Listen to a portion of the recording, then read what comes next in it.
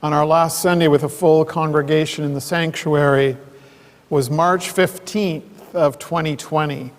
And we knew the lockdown was coming later the next day and that emergency orders were going to be issued 2 days later. We didn't know what that would mean in practice. We had no idea how long it would last or what shape and dynamics of what was to come. But the next week we live streamed with only 5 of us allowed in, and today we officially welcome all of you who wish to return to in-person worship.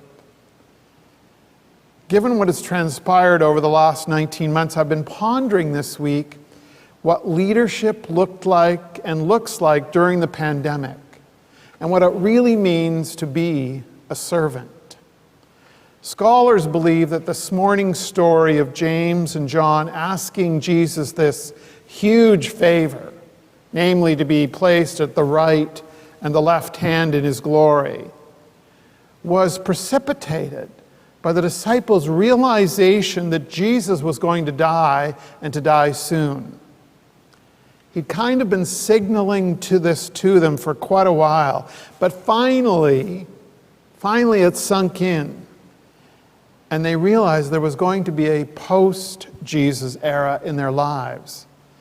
And so this power struggle emerged between the 12.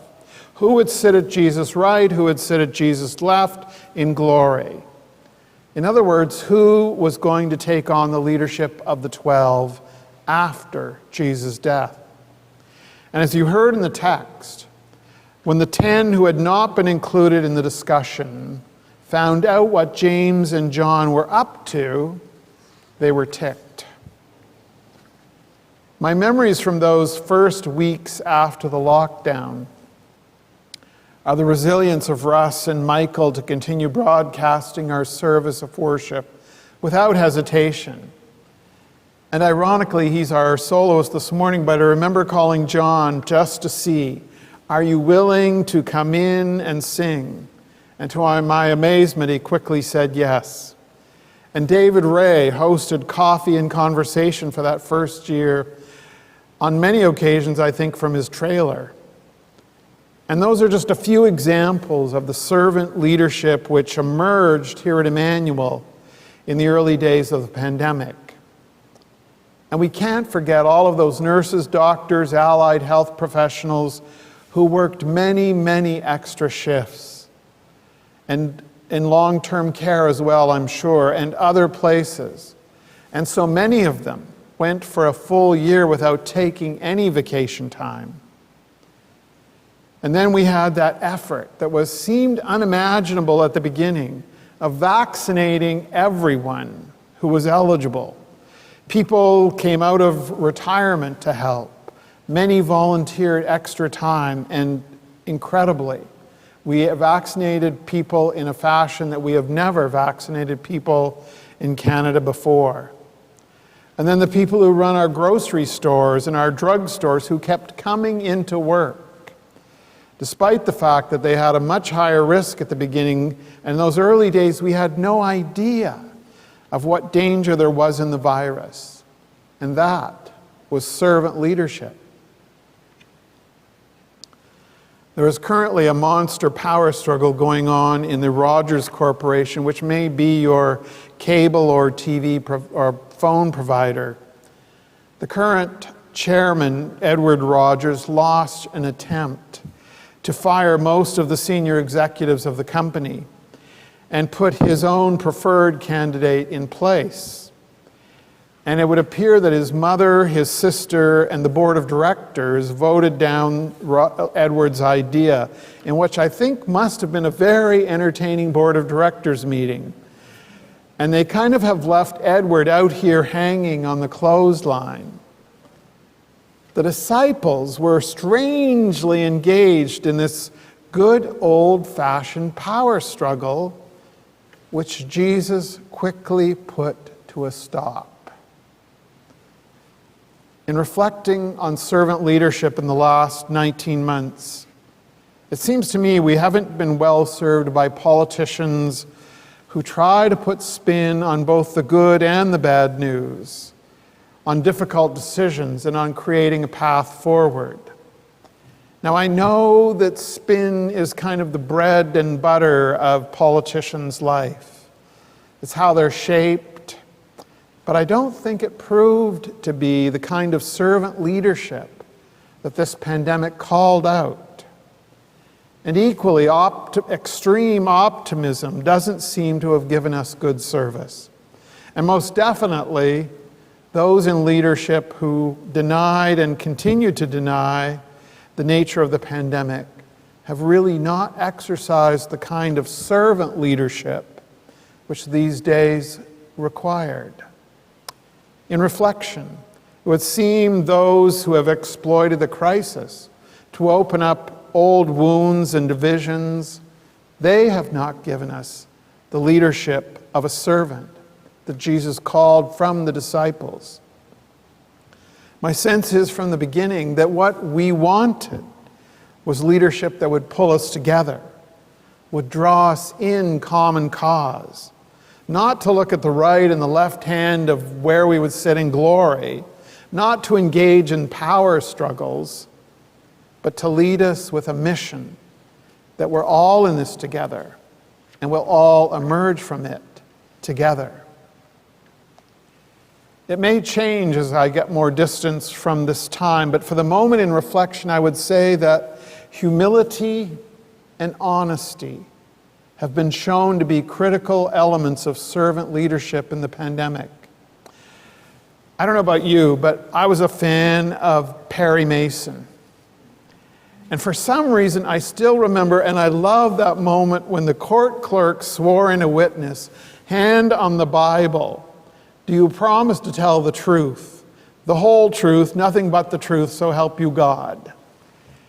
Now, I'm not sure that leaders are naturally versed in telling the whole truth, in being completely honest with us about our situation and what may lie ahead. But people value honesty. We rely on it to make decisions, often that are difficult in our own life, to evaluate how much risk there is in taking a certain action. And strangely, we feel comforted when a key figure or a leader is honest with us. And Jesus, as you heard in the text, laid it straight out for the disciples, especially for James and John. Can you drink the cup that I drink? And it's not in mine to say who sits at the right and the left, so I can't answer that question. And then when the disciples got in this big dither, Jesus said, look, this is how it is in the current society, and here is what I value. Someone was complaining to me this week about their direct supervisor, who tries, they say, to take all the glory in their work group for himself and look good at the expense of those who are actually doing the work. The pandemic has really brought humility to the forefront of servant leadership. Humility is a trait which study after study shows is highly valued among employees and their leaders, but you really rarely hear or read about it. Leaders who have been humbly able to admit that they've been wrong, or to offer praise to those who have kept things going, or to those who have helped make a wise decision, have been the servant leaders in our midst. And again, this is not the usual style that our society or our culture tends to herald and lift up. But humility in action has proven to be both a comfort and a care through all of these difficult months. You've probably noticed that Jesus often draws this contrast in the gospel. This is how the world does something, and this is how we're going to do it instead.